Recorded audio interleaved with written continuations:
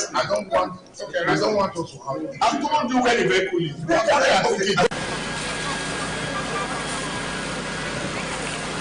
The truck was actually coming from Ring Road. It missed a step. So as it was trying to gather itself, it fell.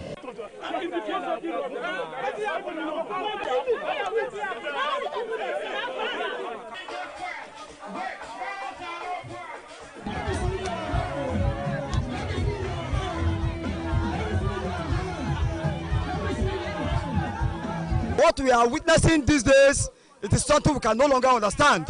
They should stop telling us and promising us all those promises are fake, giving us details of promises are fake. We don't want it anymore.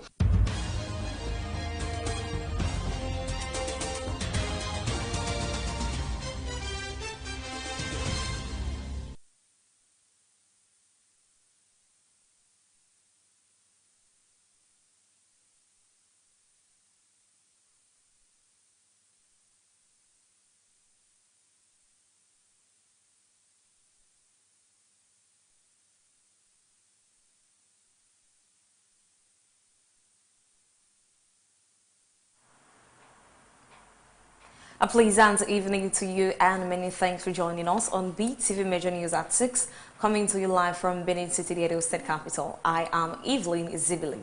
Now the news in details. Governor Monday Okpebholo has charged civil and public service leaders in Edo State to embrace discipline, teamwork and measurable results, declaring that his administration is driven strictly by performance and accountability. The governor was speaking during the opening ceremony of a 3-day orientation and strategic leadership retreat for top government officials at Udomi Town Hall in Eastern Central Local Government Area.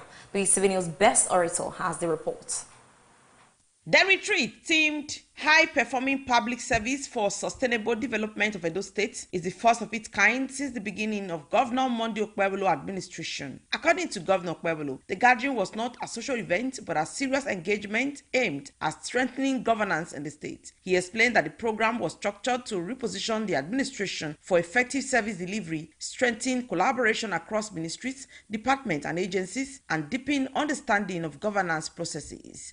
He noted that his administration is driven by a clear vision of the Shine Agenda, a vision that is a practical governance that delivers results.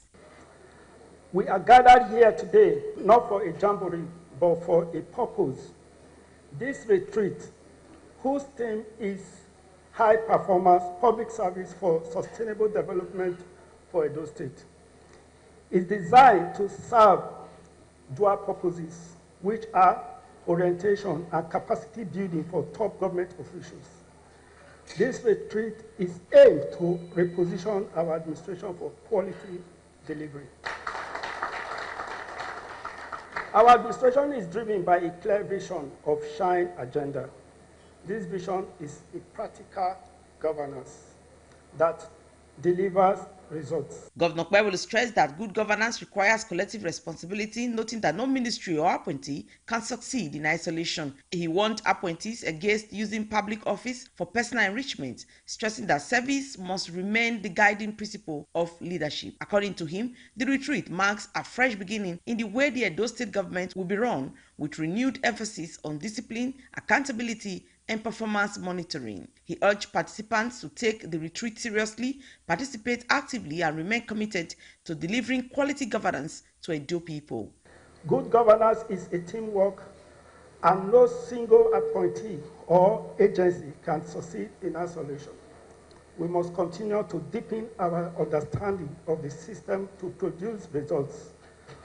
Over the next few days, you will be exposed to technical knowledge through capacity building sessions that is focused on effective governance, budgeting, procurement, accountability, and performance monitoring are tools you must apply immediately in your respective offices. Earlier, the Secretary to Edo State Government, Umar Musa Ihilo Esquire, explained that the major philosophy behind the retreat is that Edo is building Edo, stressing that the transformation of the state must be driven by Edo people themselves. He also delivered a presentation on Project Shine, the official framework and strategic blueprint for Edo State's transformation under the Okpebholo administration.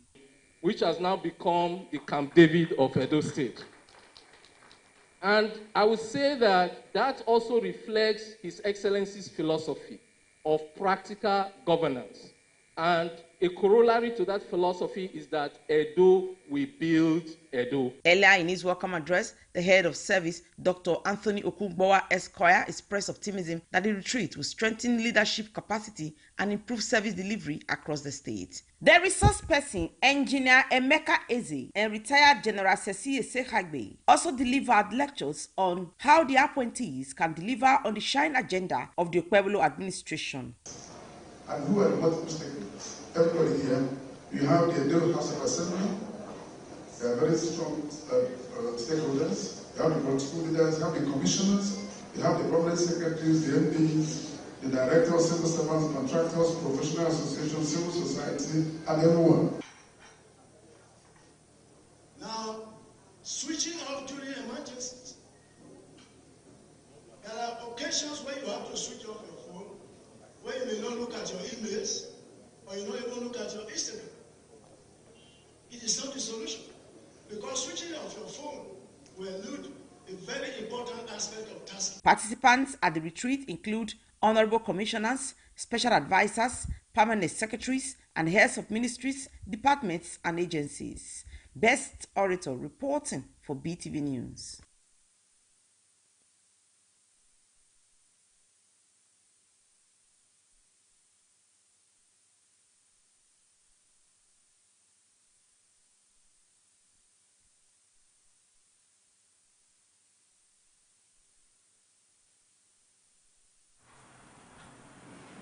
Flooding has always been a major challenge in Benin City during rainy season, with residents attributing the recurring problem largely to blocked drainage system and gutters filled with refuse.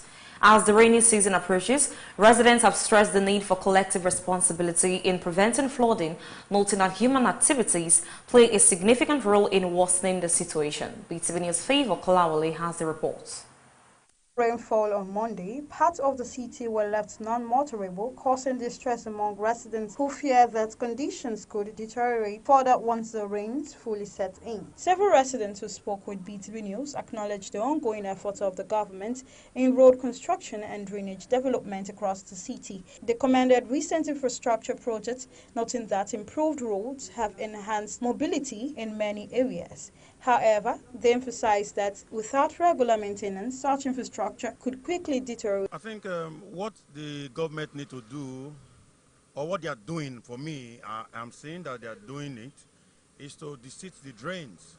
I want to give you a critical example. Few weeks ago, I even did a video of the drain along Mission Road, where there's so much water, even when there's no rain. And I think last week or so, also, the local government chairman of Oredo took out his boys, and that drain has been deseated. If you go to Mission Road now, you find that there's no single water on that road. And it was discovered that it was the gutters were filled with plastic cans, you understand? So I think that is what needs to be sustained. Same thing that the MD of Waste Management Board did during the last rainy season along the Sapler Road, you know, when the gutters were deseated.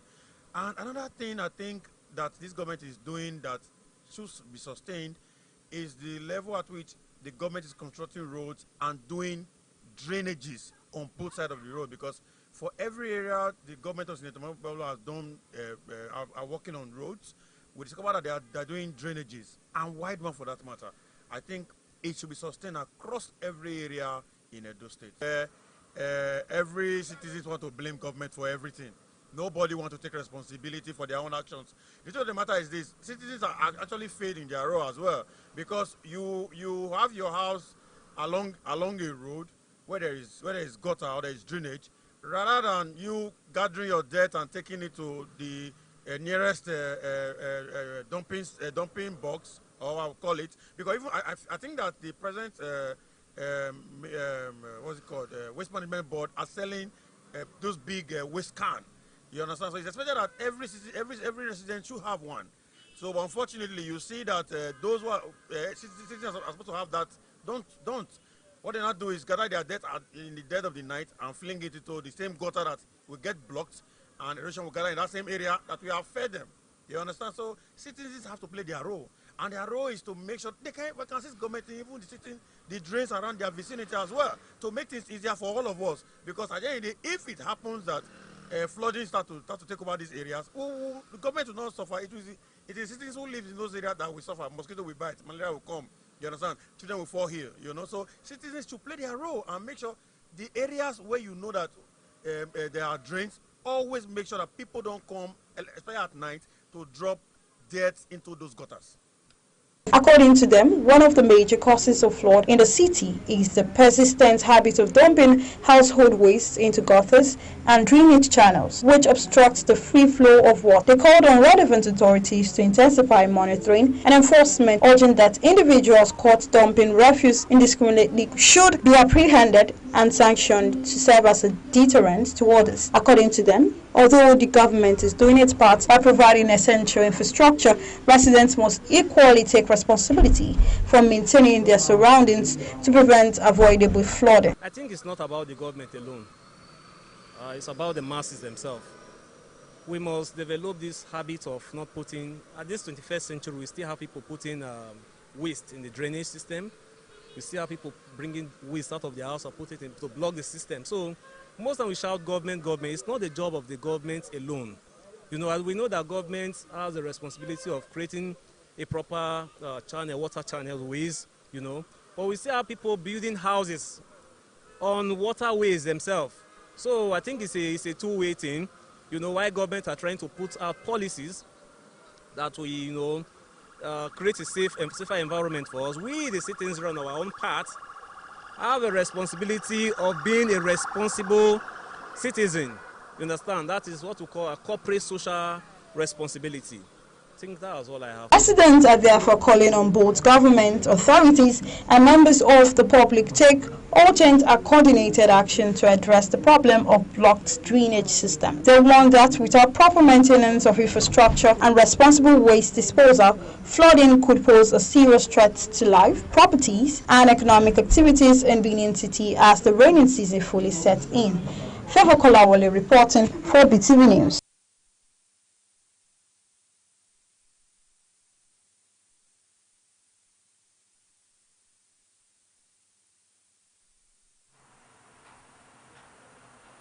Persistent power outage across Benin City are placing increased financial pressure on households and small businesses, as many are now forced to rely heavily on fuel power generators for their daily electricity needs. Beetv News' Daniel Shedrak reports that citizens are finding it difficult due to high price of fuel. Temitope Oluwafemi has details. Findings show that prolonged hours without public power supply has made fuel power generators the primary source of electricity, especially during the evening, particularly for those who have not purchased solar-powered lights. This has resulted in increased spending on petrol and diesel, placing additional strain on already tight household budgets.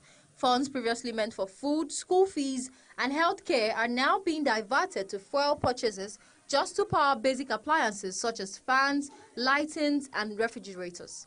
It was observed that unstable electricity distribution has worsened the situation, leaving consumers with no choice but to rely on alternative power sources. The of the light is very, very obvious. Just imagine, to buy 1 liter of fuel now is very expensive, and the light issue is very, very poor. We are pleading to the government, if government can help us. Some inhabitants expressed frustration over monthly electricity bills issued by power distribution officials despite the lack of regular power supply. They question the value of paying for a service that is largely unavailable and call on the government to address the challenges in the electricity sector. They also noted that many households have turned to solar energy due to frequent power outages in several areas, while appealing to the state government to urgently intervene for the benefit of the common citizen. The level the country has gotten to right now, we should not be facing this electricity problem. The blackout is so devastating. For example, in my area now in Okabere, Edo State, we don't even have to like anything electricity. It's so heartbreaking. You can imagine from morning to evening there is no light, and we only get to see the light by 12 a.m. at night. And before you know it, the next thing, month ending, you see them start collecting money for light and all those stuff like that. I think the government should look into it, the citizens, and we are really suffering when it comes to this light issue. One respondent laments that persistent power outages has forced households to purchase fuel at increasingly high prices. He stressed that the situation has become unbearable and urged the government to take immediate action. He adds that schools and business owners are particularly affected as reliable electricity is essential for running daily activities and sustaining livelihoods. I bought my generator using fuel every day buying fuel at a higher cost.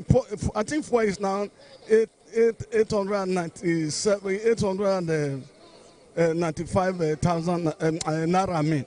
So that is the situation. And it is not good. The government should do something about it. And now that the president has signed a new electricity bill, I don't know how far that will solve the situation, because most time government will say something or sign something, it will not be implemented.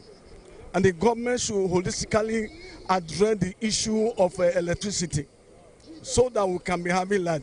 As epileptic power supply persists, many households fear that continued spending on fuel will further deepen economic hardship. Temitope Oluwafemi reporting for Beetv News.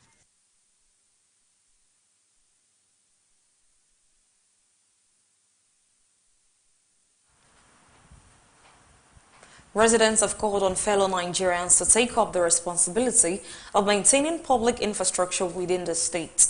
They stress that roads, drainage systems, street lights, and other facilities provided by the government can only serve their purpose when properly maintained for by residents.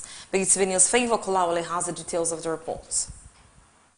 It is a known fact that government at all levels is saddled with the responsibility of providing infrastructure to citizens. Residents frowned at the poor habit of neglecting public infrastructure, particularly drainages, within their community. They noted that many residents fail to maintain drainages, often dumping refuse into gutters and leaving public facilities unattended until they deteriorate. According to them, this negative attitude has attributed to frequent flooding, damaged roads, and an unhealthy environment, stressing that infrastructure provided for public use should be protected by everyone. It's both the job of the government and the residents.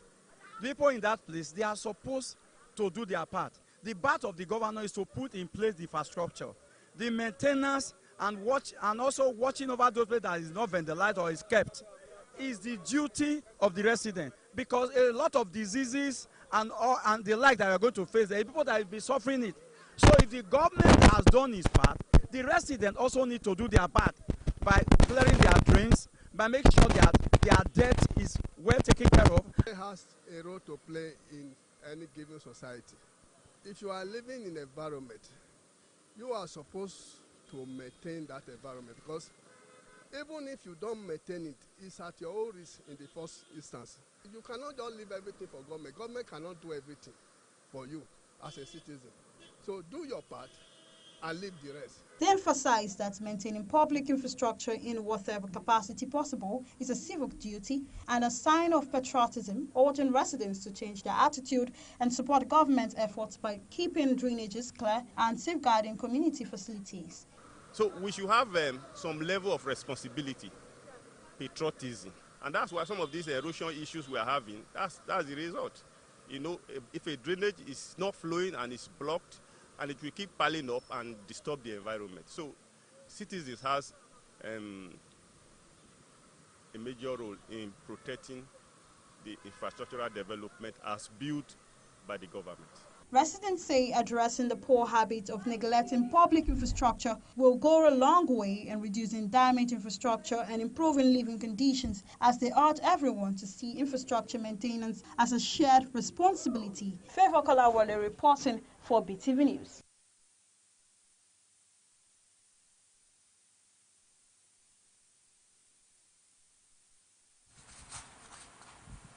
Parents, citizens across have shared their views on the rising cost of school materials, saying that the situation is placing an increasing financial burden on families and threatening children's access to education.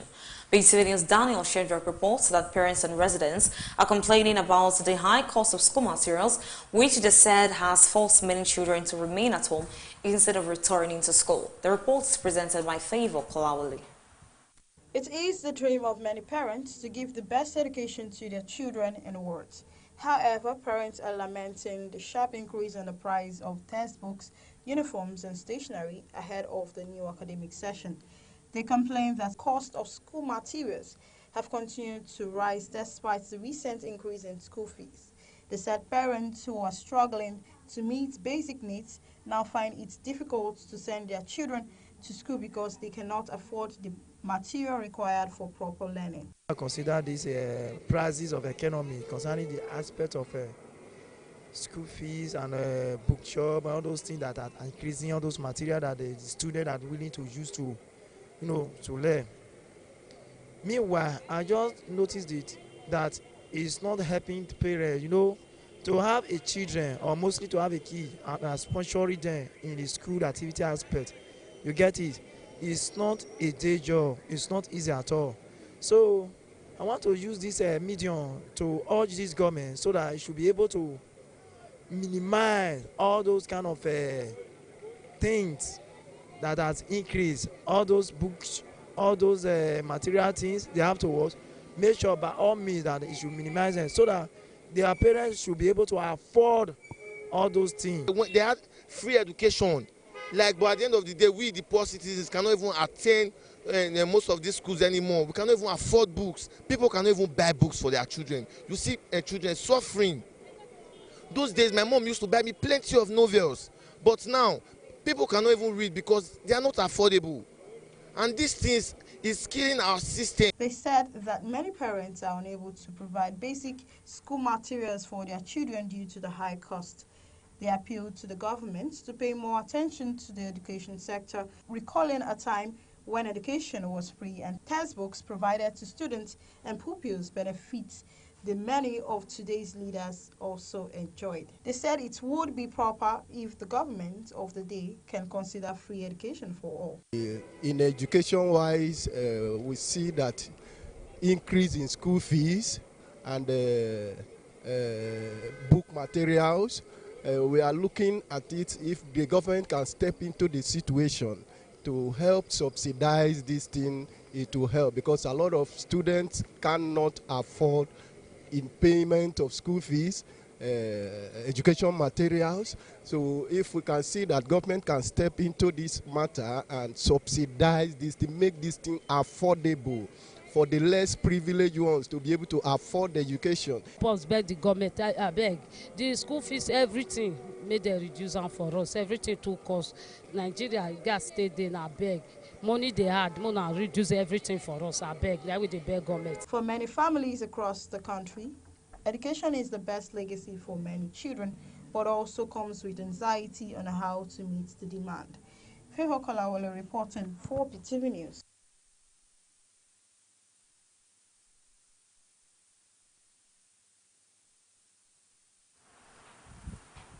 Reactions continue to follow the recent case of snake bites and poisoning across the country. The Senate has urged federal and state governments to make it mandatory for hospitals nationwide to stock life-saving antidotes. Lawmakers say many of the deaths recorded in recent months could have been prevented. The report. And by the rising number of snake bites and poisoning cases nationwide, the Senate is calling for urgent action to save lives. Lawmakers want both public and private hospitals required to stock essential life-saving antidotes, including antivenoms and antitoxins, as part of standard emergency care. The resolution followed a motion sponsored by Senator Idiat Oloronti Adebule, who warned that many victims die not because treatment does not exist, but because critical drugs are unavailable at the point of care. Further note that with grave concern, the tragic and avoidable death of Mrs. Ufunaya Nwagene, who reportedly died following a snake bite in Abuja recently, thereby revealing serious gaps in emergency preparedness and antidote availability within public and private hospitals in Nigeria. During the debate, the Senate referenced the reported death of Ifunanya following a snake bite in Abuja, describing the incident as tragic, preventable, and a clear indication of weakness in the country's emergency response system. While we are condoling the family of the late woman, we have to be proactive as a government. I see no reason why most of our medical centers and hospitals all over the place shouldn't have medication for snake bites. The bigger lesson for us is a need for us to have in place policies that must drive our health care.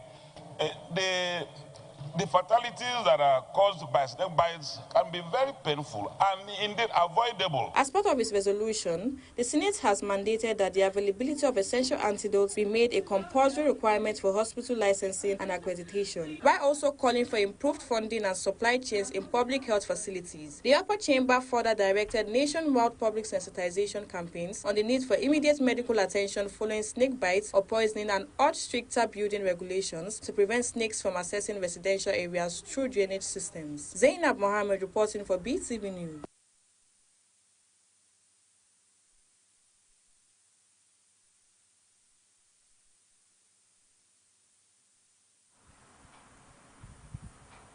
Stakeholders have said inclusive housing requires strong collaboration between governments and private sector players to ensure its growth and sustainability in 2026. This was part of discussions at the Real Estate Outlook 2026 held in Lagos State. The report.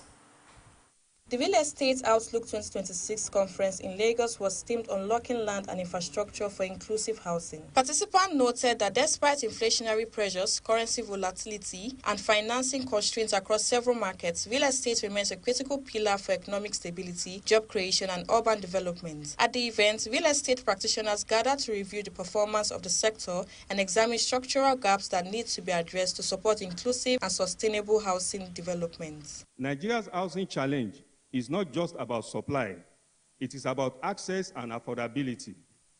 At the heart of this challenge are two structural constraints: land and infrastructure. Today, we assert that sustainable growth is impossible without inclusive housing. And inclusive housing is impossible without strategically unlocking land and purposefully deploying infrastructure. Real estate development is not merely a commercial activity. It is a powerful enabler of economic activity, social inclusion, and regional competitiveness. Former Vice President of Nigeria, Professor Yemi Osibanjo, who served as the keynote speaker, advocated for structured public-private partnerships as a pathway to inclusive housing. Land and infrastructure are two binding constraints in unlocking inclusive housing, and that's very clear. Land and infrastructure. We must take control of land and infrastructure if we are going to have inclusive housing. Land scarcity in the southwest cities, for example, is not physical, it's institutional. There is land, but the constraints are fragmented customary ownership, slow and very costly titling, then speculative land, banking. The former vice president, however, noted that housing should be regarded as the backbone of modern civilization, while real estate practitioners urge the government to ensure housing is truly affordable for Nigerians. Zainab Mohammed reporting for Beetv News.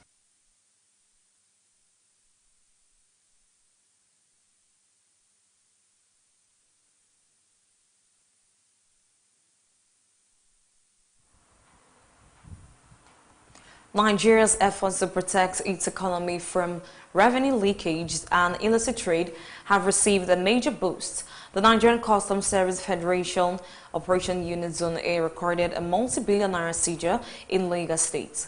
At its maiden briefing, Controller Aliyu Gamble outlined a new enforcement strategy aimed at safeguarding legitimate KMAS compliance and ensuring trade integrity. The report.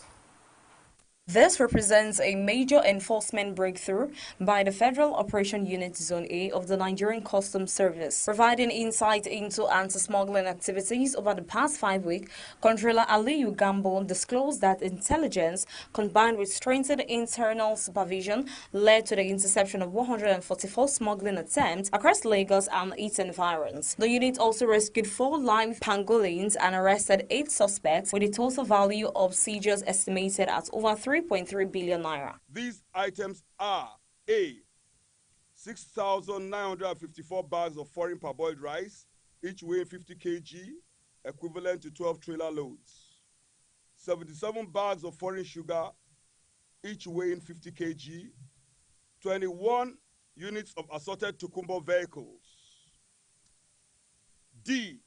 3,362 jerrycans of foreign vegetable oil in 25 liters each. E. 20,700 liters of PMS, premium model spirits. 915 bales of used second-hand clothing. The 3,000 parcels of Ghanaian cannabis, weighing more than 1.4 metric tons and valued in billions of naira, were subsequently handed over to the National Drug Law Enforcement Agency for further investigation and prosecution. We commend the Nigerian Customs Service for their diligence and collaboration. NDLA will ensure these substances are handled, analyzed, and disposed of according to law. What we've done is that we've cut off the supply chain and we've disrupted the criminal syndicate. That is what we have done. Controller Aliyu noted that despite recent operational challenges, the Nigerian Customs Service remained resolute in combating smuggling, securing the economy and facilitating legitimate trade while urging the public to report suspicious activities. Evelyn is reporting for BTV News.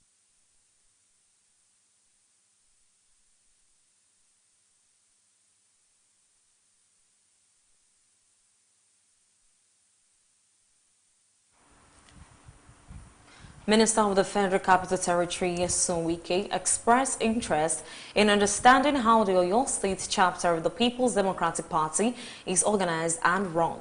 He made this known during the party's National Executive Committee meeting in Abuja as the PDP intensifies efforts to stabilize its structure and reposition ahead of future elections. The reports. The meeting comes just days after the Federal High Court in Ibadan nullified the PDP convention held last year, barring the Motaraki-led executives from operating as national officers of the party. In response to the ruling, the faction of the party aligned with the FCT minister scheduled March 28 for a fresh national convention. Party leaders at the meeting also urged members to set aside personal ambitions and focus on the collective interests of the PDP as the party navigates a delicate phase. The nation must now shift to reconciliation, rebuilding trust, and laying the groundwork for orderly congresses and a credible national convention. The Board of Trustees has a crucial role to play in calming frayed nerves, bridging divides, and ensuring that no segment of the party feels excluded from the future we are building. Speaking at the meeting, the national chairman of the PDP National Committee, Abdurrahman Mohammed, expressed appreciation to members of the Board of Trustees for their continued support, describing it as vital to maintaining the party's stability at a defining moment. In this difficult but honorably part of legality, constitutionalism, and institutional discipline history, we reward you that when a matter must, you place the survival and integrity of the party above personal ambition and temporary convenience. The meeting is part of ongoing consultations aimed at repositioning the PDP following recent internal crisis and leadership disputes across several state chapters. Evelyn Zibli reporting for BTV News.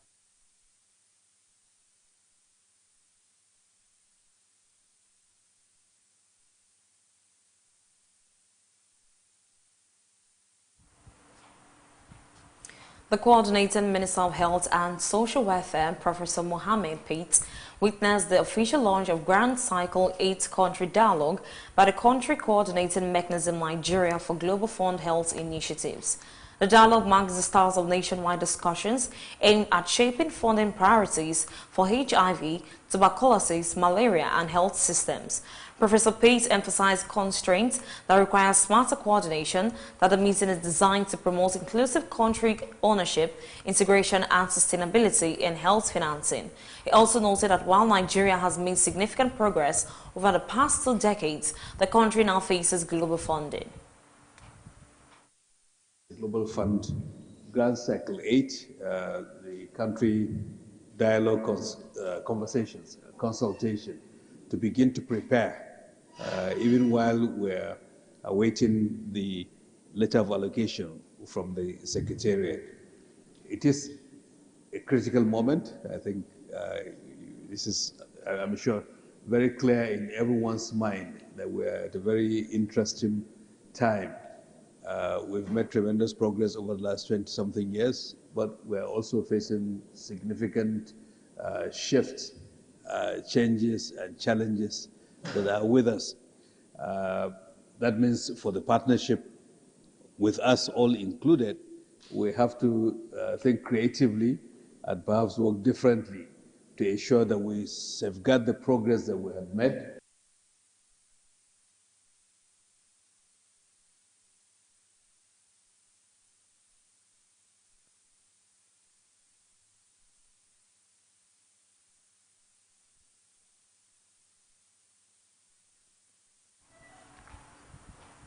And now to the world of business. Africa is set for a major boost in oil and gas investments, with $10 billion to be mobilized through the newly established Africa Energy Bank to support strategic energy projects across the continent, according to the African Petroleum Producers Organization. The reports.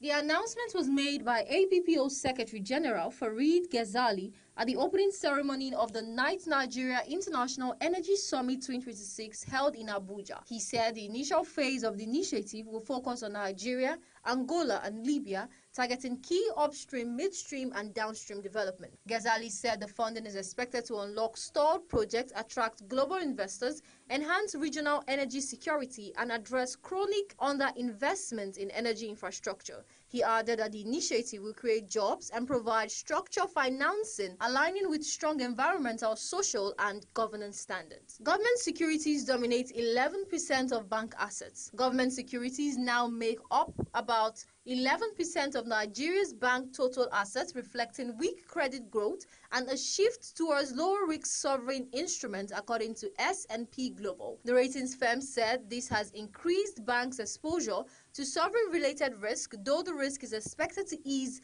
as lending improves. S&P noted that Nigerian banks are expected to remain resilient and profitable despite regulatory pressures, tighter capital requirements, and easing interest rates. It added that the strong link between banks and the government should gradually weaken as economic conditions stabilize. The report projects real GDP growth of 3.7% in 2025 and 2026, with inflation easing to about 21% in 2026.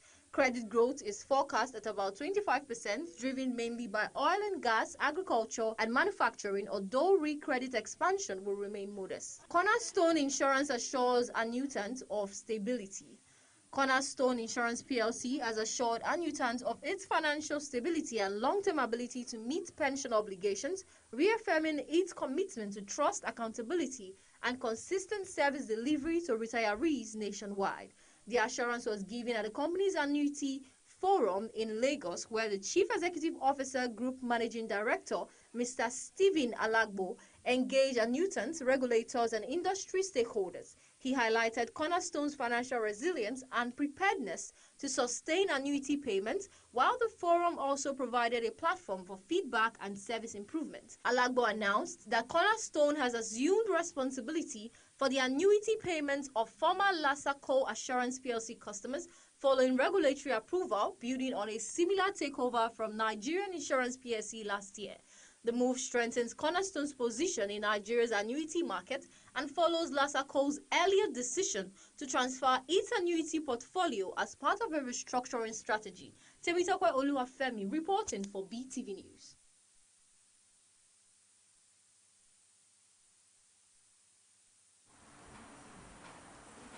Mexican protesters have marched to the United States Embassy in Mexico to demand the release of ousted Venezuelan President Nicolás Maduro and First Lady Celia Flores 1 month after both were captured by U.S. forces in military operation near Caracas. The report.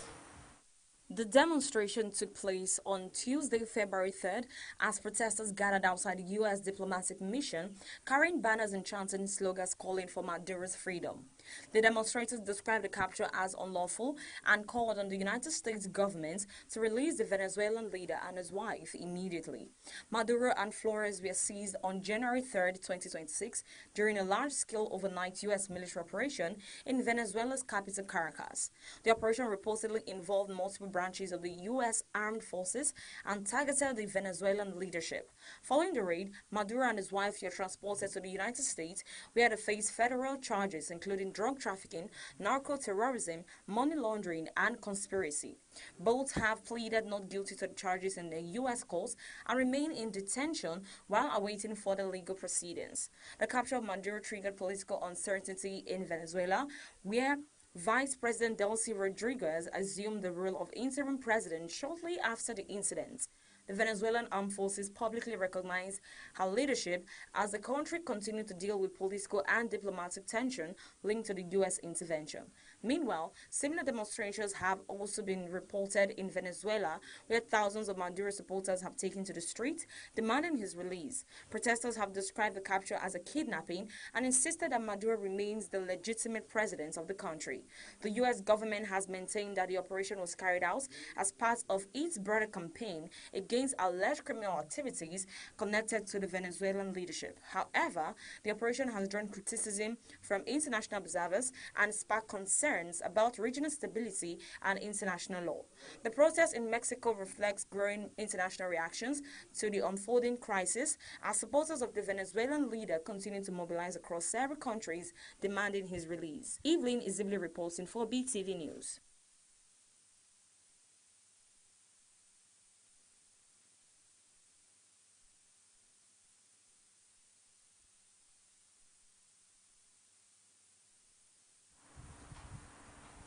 Renowned cleric and Anambra-based pastor Odumeje has sent a heartfelt message to Nigerian singer Davido following his recent loss at the Grammys Award. It would be recalled that Davido, along with other Nigerian musicians, had lost out on the 2026 Grammy Award after the nominations. The report.